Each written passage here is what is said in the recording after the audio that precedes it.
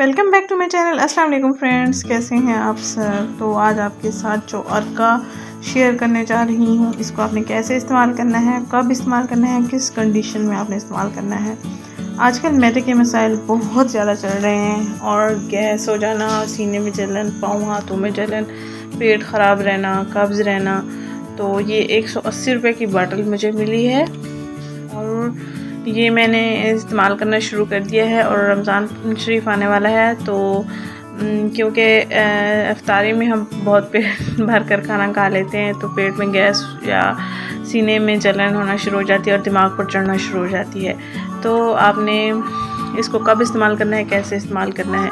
रोज़ाना रात को सोने से पहले आधा कप पानी लेना है, उसमें आपने 2 चम्मच या 2 ढक्कन जो अर्का ऐड कर देना है और फिर पी लेना है।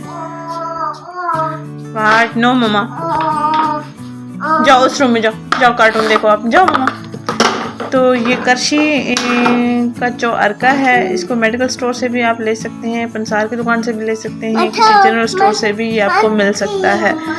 तो ये मैंने आधा कप पानी लिया है और इसमें मैं 2 ढक्कन जो अर्का ऐड करूँगी। जो अर्का से एक तो आपका वज़न कंट्रोल कर रहता है, मेटाबॉलिज्म सही रहता है, हाजमा ठीक रहता है, कि जो भी हम खाना खाते हैं वो अच्छे से हज़म हो जाता है। और जब मैदे की आदत बन जाएगी ये जो अर्का पीने की, इसमें सौंफ होता है, कलौंजी तो नहीं सॉरी, इसमें और भी इंग्रेडिएंट होते हैं जो हमारी सेहत के लिए बहुत अच्छे होते हैं। तो बहुत सारी ख़वातीन और लड़कियाँ ऐसी होती हैं कि खाना खाने के बाद कहवा पी रही होती हैं, जिसमें मुझे एक नाम नहीं आ रहा ज़ुबान पर, शक्ल याद आ रही है, अजवाइन। हाँ, अजवाइन का कहवा पी रही होती हैं, दालचीनी का कहवा पी रही होती है। तो इसमें नेचुरल इंग्रेडिएंट्स हैं जो आपके हाजमे को ठीक कर सकते हैं, मेटाबॉलिज्म को सही कर सकते हैं, मैदे की गैस तबखीर वगैरह को ख़त्म कर सकते हैं, कब्ज़ का भी इलाज है।